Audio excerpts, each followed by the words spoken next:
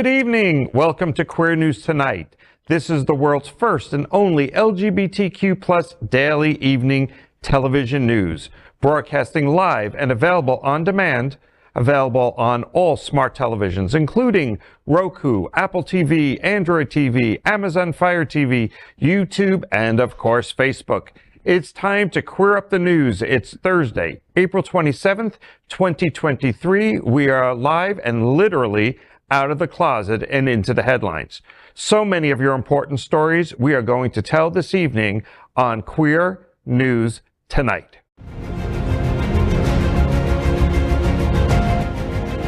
This is the world's first live daily LGBTQ evening news show, literally out of the closet and into the headlines on Queer News Tonight with Al Ferguson. No need to adjust your screen. I am not Al Ferguson.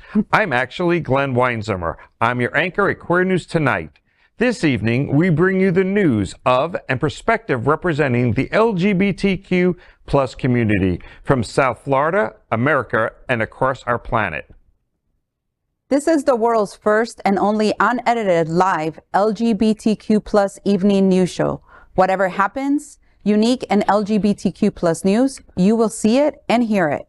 HOTspots Magazine, Happening Out Television Network, is a nonprofit 501c3 media company in the same models of PBS and NPR, but designed for the LGBTQ plus community. Our mission is to support the 10 pillars of the LGBTQ plus community. We want to inform and educate the key issues of our Black community, Latino, lesbian, trans, student youth, seniors, HIV/AIDS healthcare, business, political advocacy, and faith. Help us support our community. We are part of one of the largest LGBTQ plus media companies in America, HOTspots Magazine and Happening Out Television Network. Our magazine is celebrating 38 years of the LGBTQ plus experience, and our television news, talk, and entertainment shows support this mission to educate the LGBTQ plus and broader community. Let's start by welcoming anchor Patricia Hernandez. She is a founding partner of Rotella and Hernandez, a full-service immigration and family law firm. Throughout her career, she has received multiple awards for her advocacy work for immigrants and the LGBTQ community. Currently, she is the chair of the Miami-Dade County LGBTQ Advisory Board and first vice president of the American Immigration Lawyers Association, South Florida chapter. Welcome, Patricia. Good evening. It's a pleasure to be here with everyone tonight. Let's welcome John Hayden, a journalist for 28 years. He now works for several outlets, including SFGN, as senior reporter and community editor, covering politics, entertainment, and local events directly impacting the LGBTQ plus community. John's interviewed everyone from presidents to Oscar winners. This weekend, he's going to be bigger and gayer and cruisier than ever when he sets sail on the big gay cruise. Welcome, John. How could you be bigger and gayer? Well, I can be bigger because I'm going to be hitting the midnight pizza buffet. Oh, boy. Well, there you have it. And I'm very excited about this cruise because, you know, all the entertainment is rated R. Oh. Yeah, that was really cheesy. How many people are on this ship? Just It's the Oasis of the Seas, so Wow, it's a big ship. thousands of people for me to interact with. Warn them. Beware. I've already got my bikini brief with pink orchids and flamingos on it. So God save us all. So look for me on the Lido deck, baby. Yeah, or floating the shore. Now, much to her dismay, it's my honor to welcome anchor Chef Josie. She is a Bravo TV top chef and the master of popular champagne and oyster celebration restaurant, Bubbles and Pearls, on the heart of the famous Wilton Drive. She is also known by her alter ego, DJ Lady Snack Daddy. Welcome, Chef Josie. What's up, everyone? Nice being here again. I always love seeing all these familiar faces. But, you know, listen, let's just get into it. Let's welcome anchor Buddy Frey. That's my Buddy over here. Buddy is a longtime South Florida resident. He enjoys our large, diverse community and supports many of our local nonprofit organizations like Julian's Fountain of Youth and the Stonewall National Library Museum. Welcome, Buddy. How could I not say thank you for that? We are the reporters for Queer News Tonight, and this evening we begin with the queer headlines. The LGBTQ+ community in South Florida and across America is diverse. Our community across the world is vast, and here are the bullet points of the queer news for today, Thursday, April 27th. Thanks. Let's queer up the world view. Conservative UK government helped fund Kill the Gays Uganda law backers. According to a report recently released, the UK government has been helping to fund the work of a virulently, bad homophobic religious organization in Uganda, whose leaders have backed a proposed law that would make identifying as gay a criminal offense.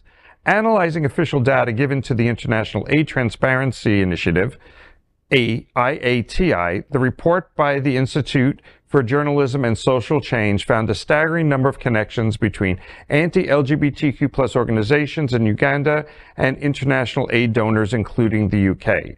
According to IATI submissions, the Interreligious Council of Uganda, an interfaith body, has been a direct recipient of UK aid money in its capacity as implementing partner of a program that aims to deliver the Foreign Office's ambition for an open society in Uganda.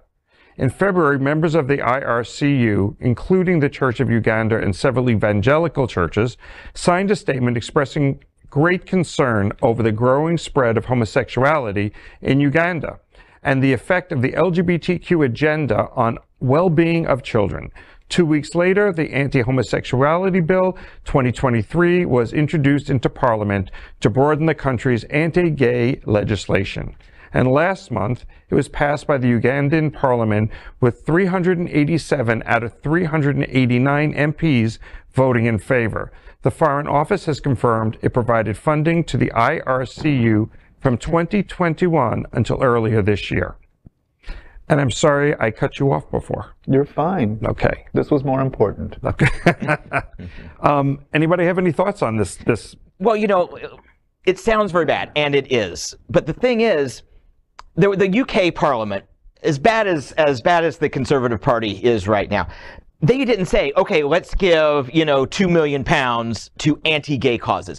A lot of times things have a great name, like, Parental Rights and Education Protection Act, wow, which we know is a terrible from? thing. Mm-hmm. So things have never, and this group could do good things. So, the British Foreign Office may have seen, they have opened 100 wells across Uganda to help bring, and that's how this type of money slips into bad places. So before we really condemn the people who gave the money, let's look at the process, and God bless the groups that are investigating, because that's what the journalists are supposed to do. The media looks in and says, oh, I know this may have seemed like a good idea, but guess what? It's anti-gay. Right. So that's part of what we do. And I think this is really the process working about as well as it's going to work.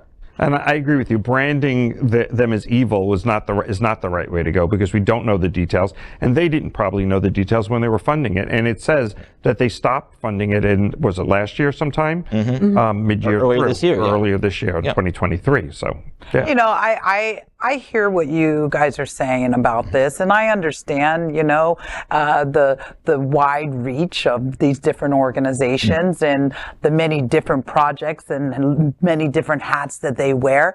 But I think I'm just going to call a spade and call it BS, okay? Mm-hmm. Because we're responsible. Like, I have a business, right? Right. And if anyone in my organization says something to someone, they are a direct representation of us, of me, and of my business and of my brand.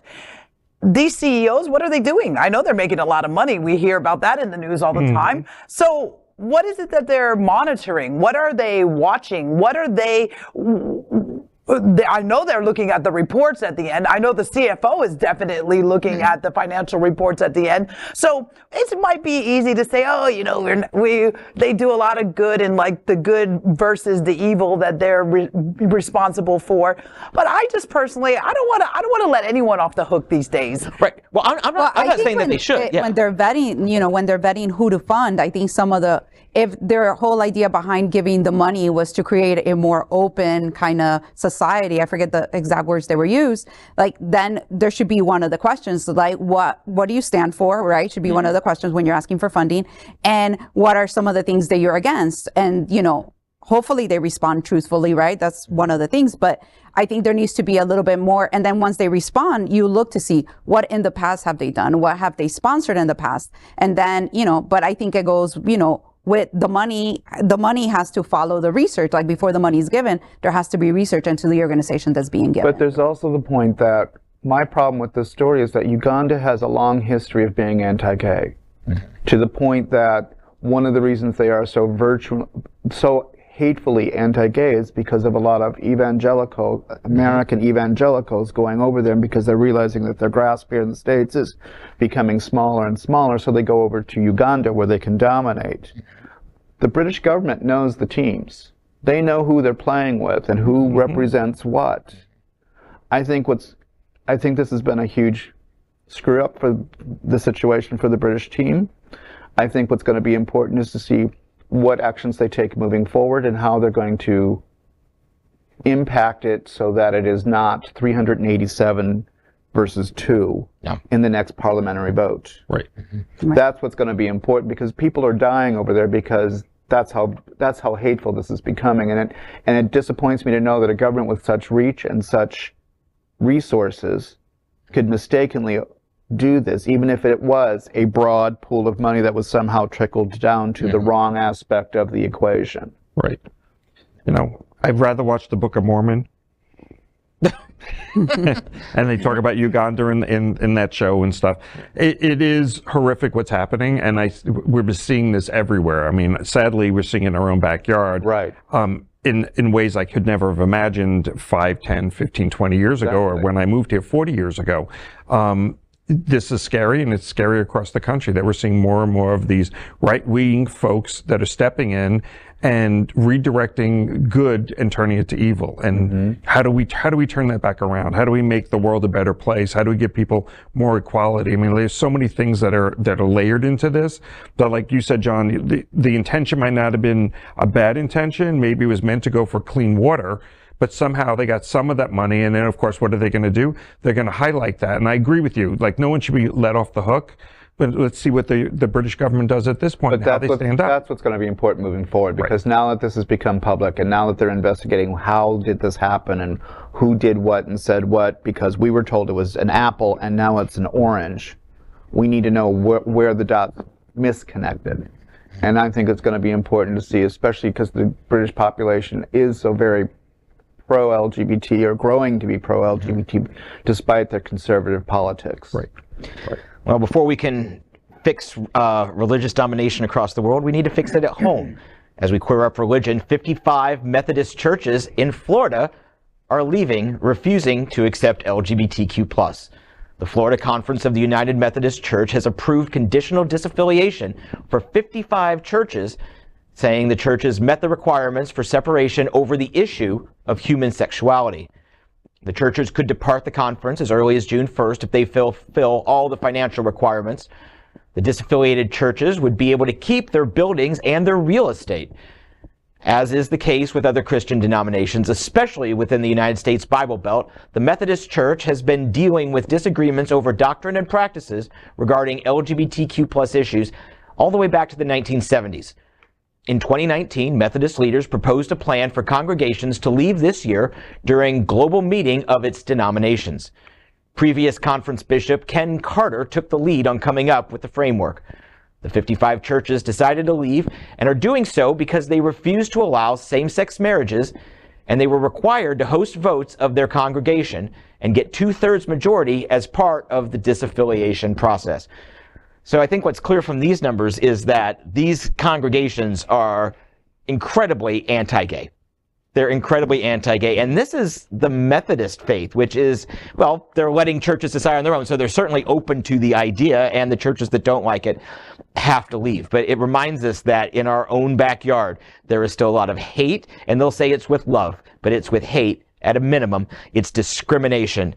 It's ugly at its very worst. Yeah, and I think that all these news stories that we keep reading over and over again on Queer News Tonight just, makes the point that our community needs to get out and vote. We need to really turn the politics around. We really need to start having that, what we used to have before a little bit more, which was the separation of church and state. Mm-hmm. We need to have that more. And we just need to go out there and vote, because if we don't do, then more of these stories will just continue to report on more and more of our rights being taken away on a daily basis. And the next thing you know, we'll be like Uganda, right? Where now we're being criminalized. Yeah, but I think the mistake, I've said this before in past stories, I think that one of the mistakes we've made as a community is we have not reached out enough. And I don't mean just voting. I mean, we need to reach out to the African American community. We need to reach out to the Latino community.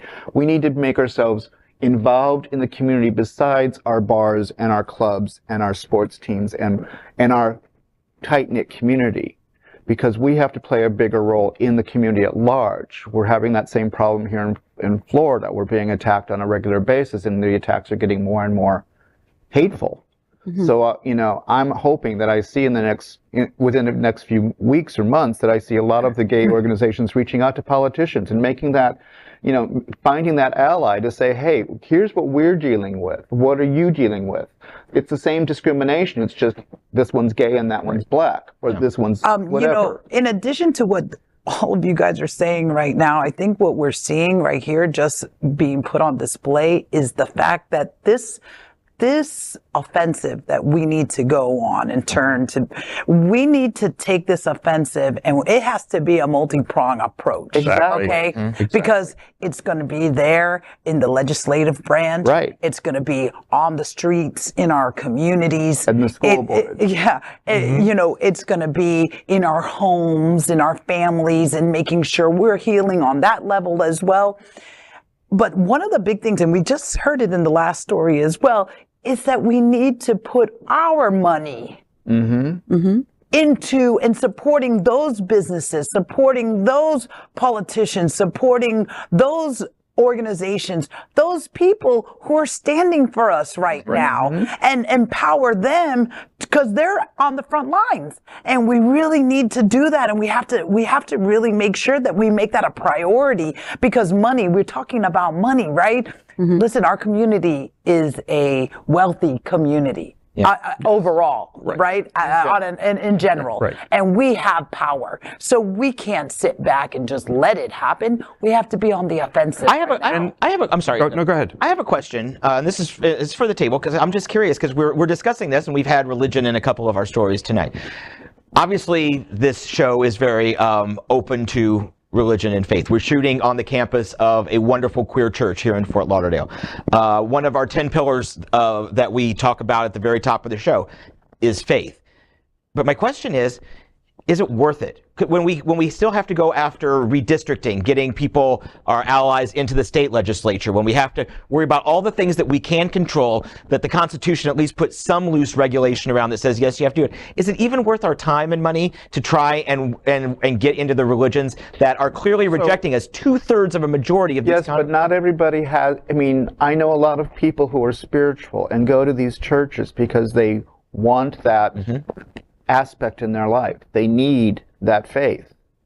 So if you're going to be a part of any organization, I was brought up that you open your mouth and you volunteer and you introduce yourself and you make sure people know you're there, and you do what's good for not only yourself and your presence, but also for that organization. So as we're demanding all of these issues, and we're learning right now that one of the biggest influences to the negative issues, the hateful aspects, is coming from 15% of our population, which is mostly represented by the religious aspects of extreme Christian Catholic views. With loud voices. With loud voices. Then we haven't spent enough time as individuals going to these different organizations, not just the businesses and everything else and the politicians, but we haven't spent enough time debating those people in church and saying, no, where in the Bible does it say that? How are you interpreting it? Because this interpretation is contrary to that interpretation. So you think it's still worth our time? Yes. It is absolutely. I believe it's absolutely worth our time, and I think a lot of it comes back down to what everyone was saying. It starts locally. You know, getting the right people in the right places, and it's about education, getting out there and educating. What is the fear? What are you afraid of, whether it be from our community to the Black community, the trans community? What has happened in your life that you believe so strongly that there's a threat, you know, to your family values, to whatever it is? And I do believe if we were to start out on a local level, and I think also it may be Pollyanna, but I also believe in that pay it forward. You know, be nice to someone who isn't nice to you because they can't hate you if they like you. You know, buy someone a cup of coffee, like make a friend. You don't know what their religious affiliation is, but they eventually learn who you are, and you start to build that trust and understanding. But we also have to educate ourselves, because I've said it many times before when I've had the opportunity here on this show. The biggest thing that always kills the religious community is the concept of the word marriage. We didn't choose the word marriage. The word marriage was defined to us by the rights we needed for health and financial and inheritance and home ownership and taxation, because it was the term the United States government has used since day one of its conception. The marriage that we have is not a religious marriage. We have never requested that. The use of the word marriage is the benefit of all those aspects. Right. It's funny that a federal. And where did that come from? The desire to do that goes back to the AIDS pandemic and people being left and not being able to visit their partners and not be able to inherit. Right. Yeah, but I think that what he's saying is exactly that. It's if the language, and this is something that would, well, we have to educate ourselves so that when we talk to a pastor who is hateful, and he goes on about Adam and Eve and not Adam and Steve, it's like, look, I didn't choose the word marriage. It's the legal term that is forced upon us in the United States because call it balloons for all we care. You know, we're going to get balloons. You know. But that's the reality of the legal process. There's a lot of it was determined what word we used, and that word is marriage. Right. Okay. But we haven't explained that to anybody, and we haven't done ourselves any favor by not educating ourselves and the younger. We only had a reporter here the reality of it is to address something like this. I don't know. If only. Listen, the reality of it is this, okay? When the churches are making the well-being of human beings, because this is a human sexuality conversation, right? When we're taking the fact that 1 in 6 children are going to bed hungry every single night, when we have people who are living in food, scarcity, and we have people who are homeless, and we have people who don't have the health, the health insurance or the health support that they need. What are we talking about? Why does it matter what I'm doing in my house and why? Right, when we have so many single-family parents or families with single families trying to get through the day, and the best they can do in order to meet the needs is McDonald's instead of healthy choices. But let's also remember, 40 years ago, it was about mixed marriage. It was about single parents. We've identified those aspects, and that's become such common everyday situations that people don't make it an issue anymore. But we haven't done that with the gay community. We haven't presented ourselves as being a part, how important we are to the community at large, not just to our little group. Yeah, and as we get ready to move on, because Patricia, I know you have a story coming up, I agree with all of you on that. And I think that education, that awareness, that getting out there is a thing that they seem insignificant until they're all together. And one of the favors they have done for us is by alienating so many groups for different reasons, but almost the same. It's all about discrimination because of color. It's discrimination because of sexual orientation. It's men against women. It's all these things that all these groups now are being attacked almost simultaneously, which does help to bring us together as a community to stand up, find a common ground. So you're not just going out to scream about gay rights. You're out there about human rights. That whole, gay rights are human rights. Black rights are human rights. And I think that's where this all comes to. But we're going to move on. All right. Next, let's queer up lesbian culture. The White House celebrates Lesbian Visibility Week with the cast of the L Word. So this week is Lesbian Visibility Week, and as the first openly queer person to hold the position of press secretary for the President of the United States, I see every day how important visibility and representation are. Today, I'm honored to welcome the cast of the L Word and Generation Q, 2 Showtime series that chronicle the friendship, the love, the challenges, and the triumphs of strong, funny, and resilient queer women. Up here with me are the amazing, talented actresses who play those very roles. Jennifer Beals, Leisha Haley, and Catherine Menig, and the show's co-creator, writer, and executive producer, Eileen Shakin. The L Word Generation Q cast visited the White House on Tuesday and spoke alongside Karine Jean-Pierre, the first openly gay White House press secretary for Lesbian Visibility Week. Actress Jennifer Beals, Leisha Haley, and Catherine Menig, and series co-creator and executive producer Eileen Shakin joined Jean-Pierre during a briefing. Afterward, the cast met with LGBTQI+ staffers of the Biden-Harris administration to talk about our administration's work to advance full equality for our community. A 2019 reboot of the original series, The L Word, that ran from 2004 to 2009, The L Word Generation Q follows a group of friends who identified as LGBTQ in Los Angeles. During the briefing, Jean-Pierre said, quote, "As a young queer woman of color, I felt alone and sometimes invisible. For so many people in our community, the L Word's impact cannot be understated. This week is a testament to how far we've come and the work that remains to advance equality to all people," end quote. The White House press secretary then gave the podium to Shakin, who reflected on the impact of both the original and rebooted series. Haley also took to the podium, recognizing outstanding individuals within the LGBTQI+ community. I think that this is a great showing on our current administration of the support that they have for our community. And also, I really like the fact that there was a reminder that even though, you know, this was very visible for our community and this shows great support on our current administration, that there's still work that needs to be done. And we were just talking about that, you know, in the prior story about all the work that has to be like a multi-focus work. We need to, you know, partner up with organizations and people who are also being targeted, like, you know, the people in the Black community, Hispanic, the minorities communities. We also need to come together to really make a difference. I think one of the things that hit me immediately, because you go back 2.5 years ago, you never would have heard the words that they spoke with the administration's LGBTQ inside the administration. Like 2.5 years ago, that was all wiped out. There was no representation that we're aware of that was strong LGBTQ in government, in the top level of government. And so here we've got an administration that's embraced, has the first lesbian press secretary. I mean, it's pretty impressive that we've seen this come back into the White House.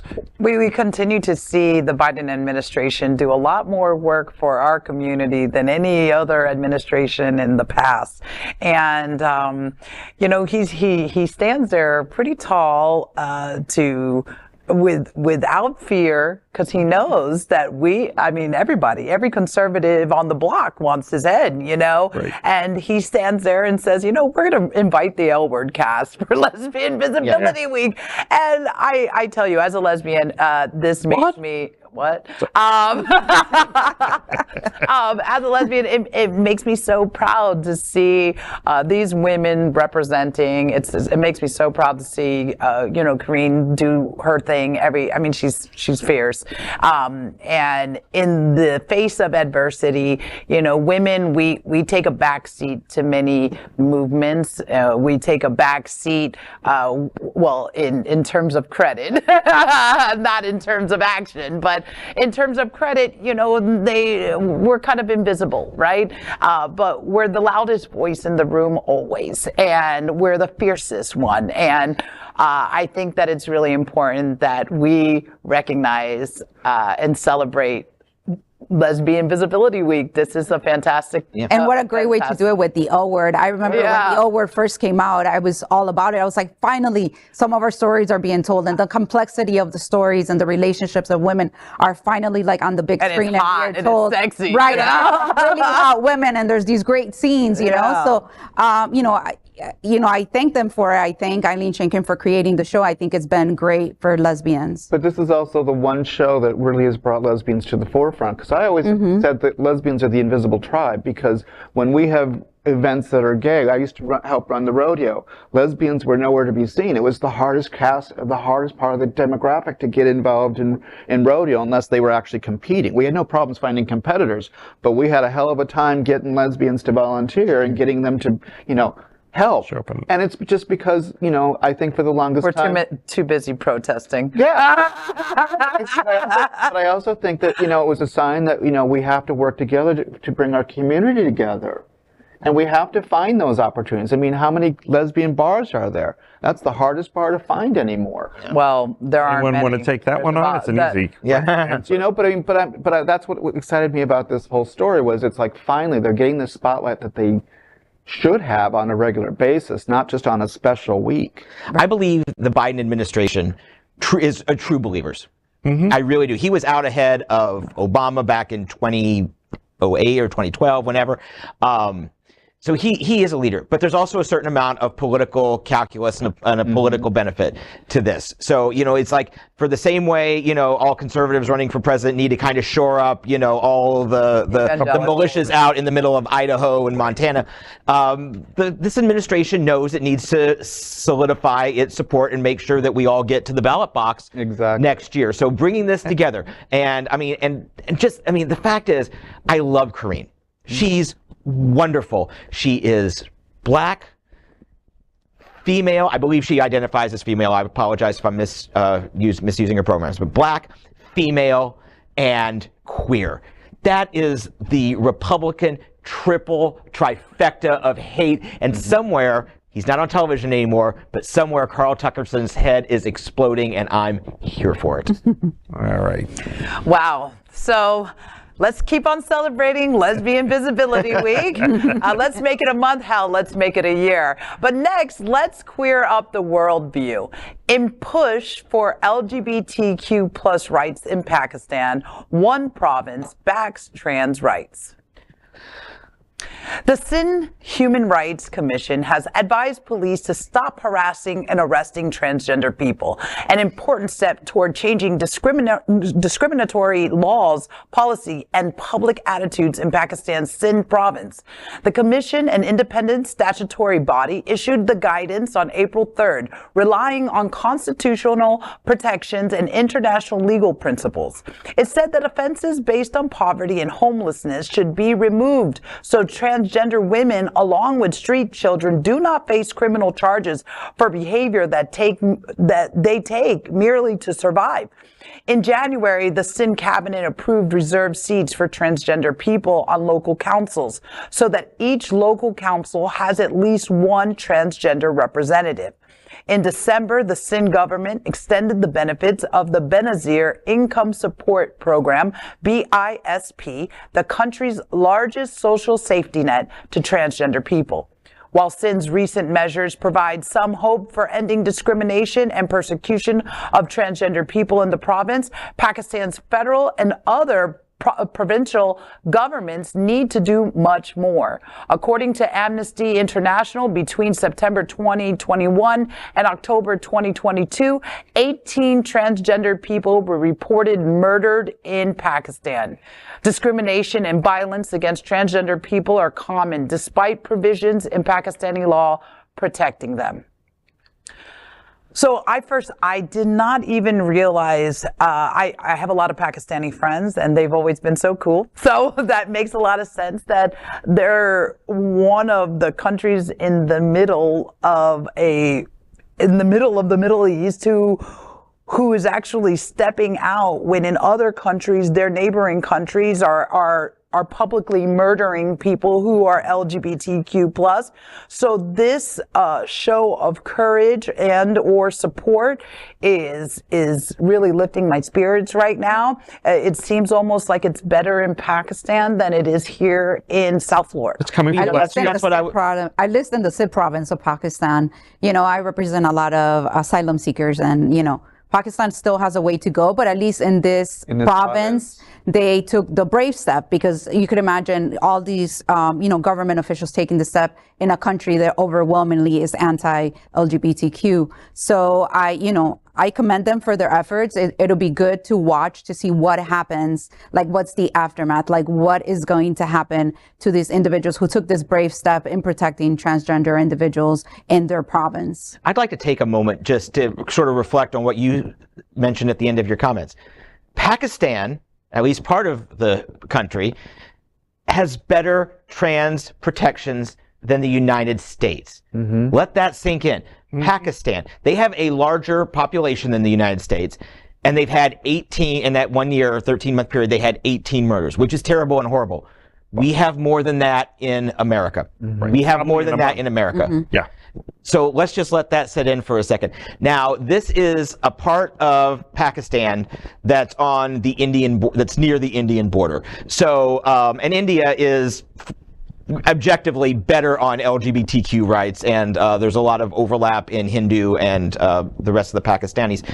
So they're far away from the provinces next to Afghanistan, where the warlords still run things and women are still very oppressed. So this is, by Pakistani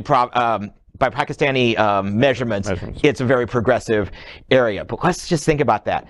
They're better. They're making room. They're putting a place at the table. They're not like, okay, you can be trans and we're not going to kill you. No, they're saying, come have a seat at a table. We've saved you a seat. And here's my money. God, that's wonderful. Here's money, and here's money for you to have housing and food security and all the stuff that we don't necessarily do here in the U.S. And acknowledging that, how are we going to punish people who are merely trying to survive? Like they recognize, like their consciousness level is there, and recognizing that survival that which is sort of what we've been talking about all night. It's about that, bringing them to the table, making people meet and see who they are. They're not as scary when you know who your neighbor is.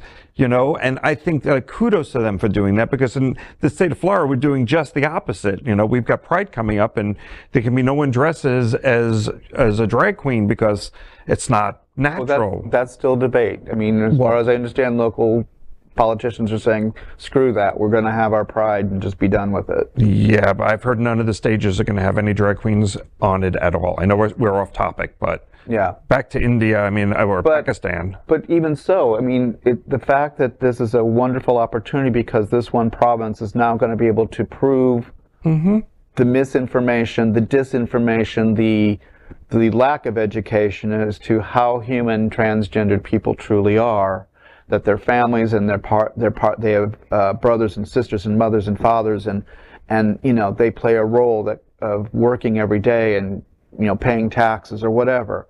I think this influence is going to impact the rest of Pakistan. It's going to be an uphill battle, just like we're dealing with, but we have Minnesota doing the same thing, showing us how to accept and embrace and work out the kinks.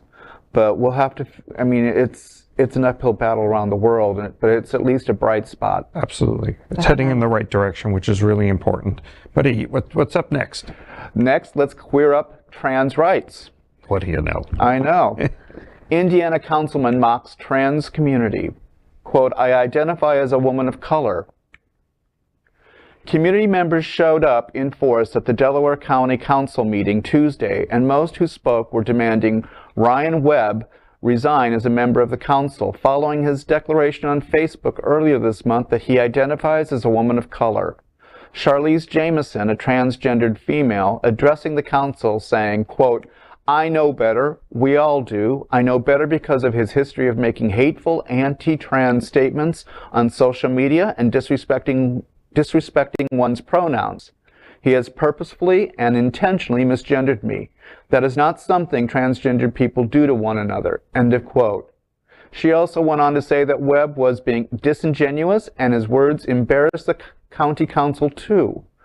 Webb and the rest of the council sat silently as a parade of people addressed the elected officials, showing various degrees of disappointment and anger, each speaking for about 3 minutes as allowed by council rules. Students who demand action by Burris Laboratory School also spoke at the meeting. 6 students approached the podium and demanded Webb's resignation, with one student saying people like Webb make the process of figuring out who one is even more difficult. Later, Webb told the Star Press that the people who spoke against him had a right to voice their concerns, but he wishes they would step back and realize they are perpetuating hate, intolerance, and bigotry towards him. I think that's called projection. and irony. And just stupidity. Stupidity. I mean, we see that on a daily basis in current politics. They blast and blast and blast, and we're the ones being the bad guys. So the masses are turning around the conversation and making it that they're the victim as opposed to Exactly. the one that's on the attack. You know, but listen, this ignorance, this is a really ugly example of the ignorance in the heterosexual community and this conservative heterosexual agenda, this very conservative, because, you know, their ignorance will be like, oh, this person is trans, identifies as trans, they look like a man, or they look like a woman. They don't look like whatever they're choosing to claim to be, right? But they don't understand the whole conversation. Right. So they don't understand the transition period. They don't understand, but that's the ignorance. Right. You understand? He's like, hey, I'm a trans woman of color. Just let me be. Don't attack me. they think it's just a pronoun rather than a feeling and a reality. And Or it's a person. They know what it is. They know. I would call him a troll, but that's an insult to trolls because trolls are cute little things with funky hair that goes up and, I like and all gnomes that. more than Is that gnomes? No, gnomes are different. Okay, No, that's what I thought, no, yeah. They're the troll. cute hats. And Yeah, okay, I'm The troll is the cute little ugly thing that has hair. Right. Yeah. Yeah, as opposed to the cute little ugly thing that's bald. But I But no, these to a certain extent are my people. I lived in Delaware County for 4 years. That is where Ball State University is. Okay. So I attended there 1990 to 1995. And this is pretty much on brand. This is pretty much on brand. I mean, it's not even like a liberal, like Muncie, Indiana, that's the main city where the college is in Delaware County. It's not like that's even a bastion of liberalism that, you know, like a little blue dot in this red county. It's really not. When I was there, they were, internally, they were having a conniption fit whether the lesbian and gay organization should be the LGB. They were having a conniption fit over adding the B to the acronym. So that's these people. Okay. And they're not going to move a whole lot, but it warms my heart that kids from the university came out and spoke up. They know, they're smart enough to know that they're not going to change things, but they are calling him out. They're on television. We're promoting their message. So I would say this is really about the best possible outcome that we could hope for. And we're seeing that across the country. Yeah. We're seeing youth coming out and saying enough is enough. We're not going to put up with hate. We're not going to put up with any of that discrimination and stuff. We want everything to be equitable, and we're going to come out and vote. And that's the hope that in this next two elections, especially the presidential one coming up, that they're going to come out and speak up. And they're going to speak up against all the people that are haters and trying to push other people down. And this is where we hope that this will backfire on all of these folks that are making these laws right now, that they're going to see everything that they've done unraveled for the equality of human people, of human beings, of society. So. Next, we are proud of our special partnership with Sunshine Cathedral, the world's largest queer church here in Fort Lauderdale. Supporting that partnership, we are broadcasting from our permanent set here at Sunshine Cathedral at the Happening Out television studios. We broadcast Sunshine Cathedral's Sunday International Service at 10:30 a.m.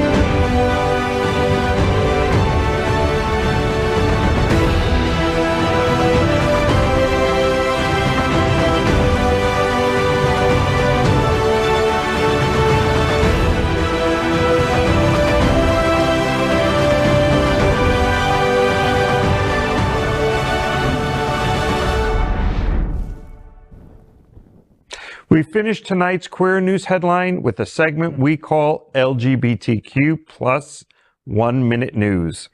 LGBTQ plus 1 Minute News. Let's queer up trans rights. Texas agency requires staff dress consistent with their biological gender. The Texas Department of Agriculture threatened to fire staff who don't comply with a new dress code mandating people dress in a manner consistent with their biological gender. The full policy was in a memo distributed to employees. The Texas Observer first reported its existence, and the Texas Tribune later published the entire document, which lays out what employees at the agency must wear to the office to reflect the culture, dignity, and professionalism of the Texas Department of Agriculture. It provided an extensive list of acceptable and unacceptable clothing, from a ban on Crocs to a guide to skirt length and a thumbs up for cowboy hats. It said that business attire for men includes a long-sleeve dress shirt, tie, and sport coat worn with trousers and dress shoes or boots. Appropriate attire for women includes not showing excessive cleavage and skirts being within 4 inches of the knee. As per the memo, business attire for women is tailored pantsuits, business-like dresses, coordinated dressy separates worn with or without a blazer, and conservative closed-toed shoes or boots. LGBTQ plus 1 Minute News. Let's queer up education. Transphobic film screening at University of Edinburgh canceled due to student protest. Oh, we're there. Right, I don't know if anybody will watch this live, but hopefully it will be available on something called Replay for 24 hours. Now, I'm going to try not to ramble and get veering off into emotional stuff, but the last few days has been really fucking hard because I tweeted something and was instantly attacked for it. Next day my agent phoned me up and said, she WhatsApped me and said, you know, take them down or I can't work with you anymore. So I said, no, I'm not taking them down.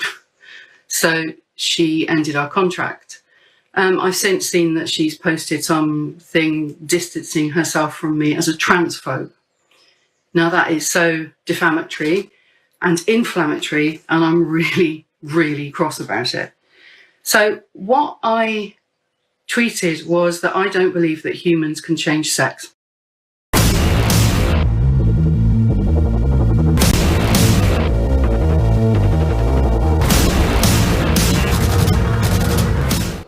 The screening of a controversial film about transgender issues has been canceled for a second time by the University of Edinburgh after a student protest. Gender-critical documentary Adult Human Female was due to be shown at a lecture hall in George Square on Wednesday, but the university said protesters were restricting access to the venue and the event was canceled on safety grounds. A similar protest in December stopped the first attempt to screen the film. Some university staff and student groups had called for the screening to be called off, claiming the documentary contained content that was a clear attack on trans people's identities. A statement from the film directors said, quote, "There isn't an iota of hatred in our film. The accusation that the film is transphobic is designed to shut down the debate," end quote. LGBTQ plus 1 Minute News.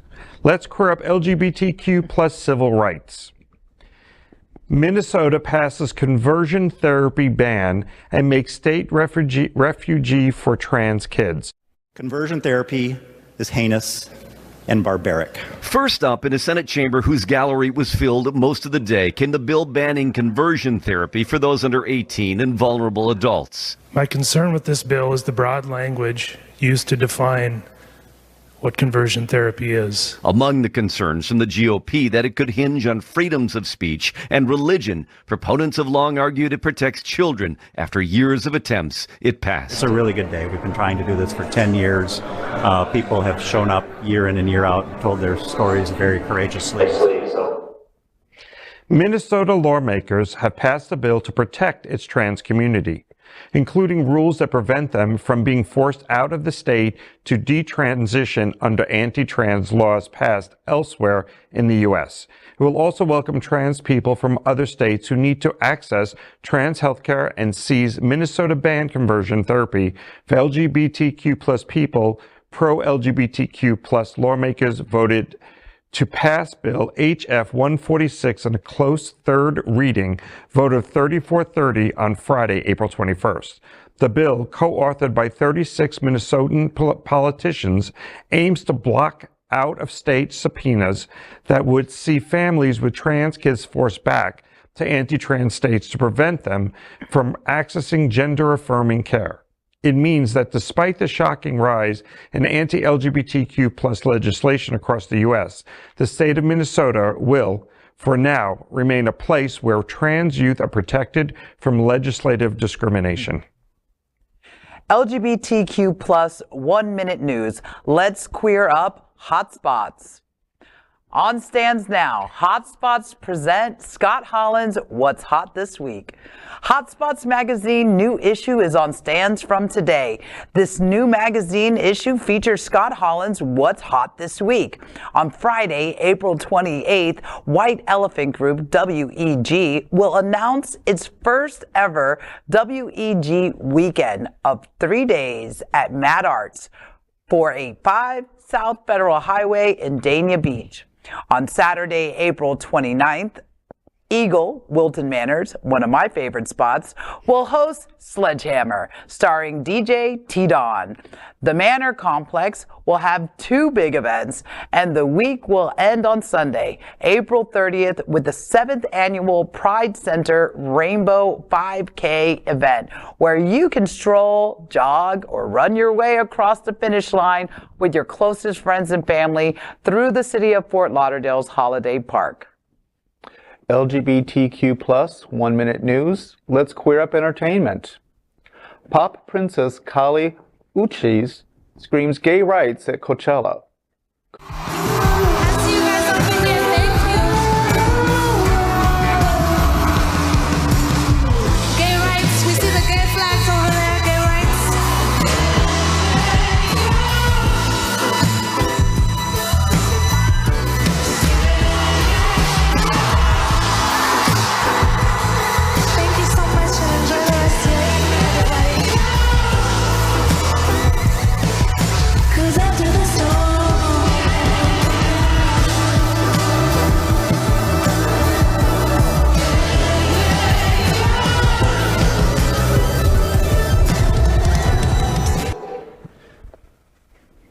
Coachella is so much more than a music festival. It's a content generator.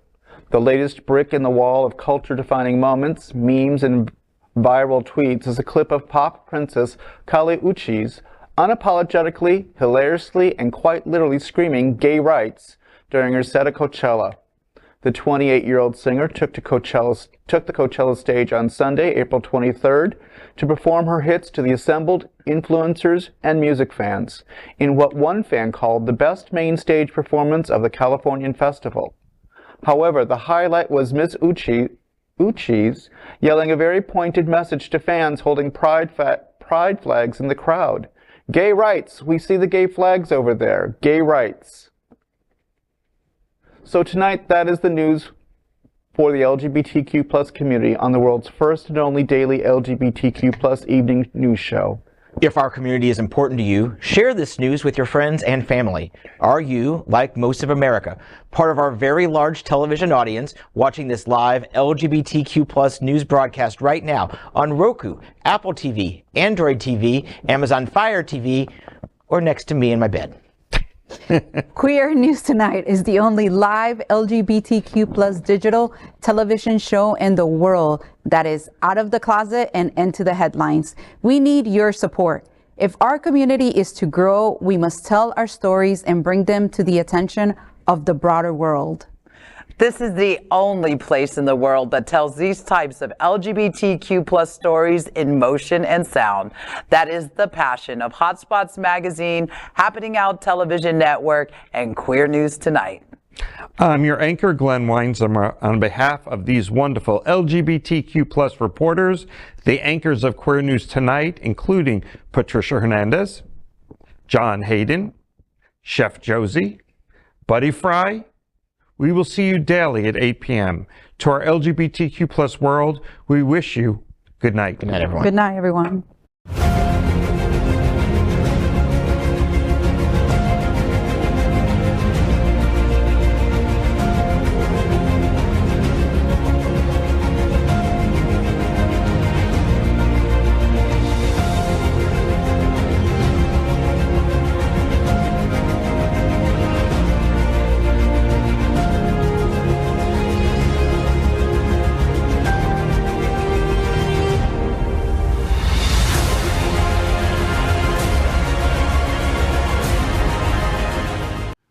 LGBTQ+ news is vital for our community and for the broader world as a whole.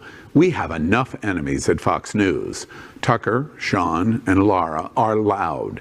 We need passionate allies. Happening Out television network, Queer News Tonight, and It's Happening Out are literally out of the closet and into the headlines. Our community needs your support. Like this broadcast and subscribe now to ensure the growth of the entire LGBT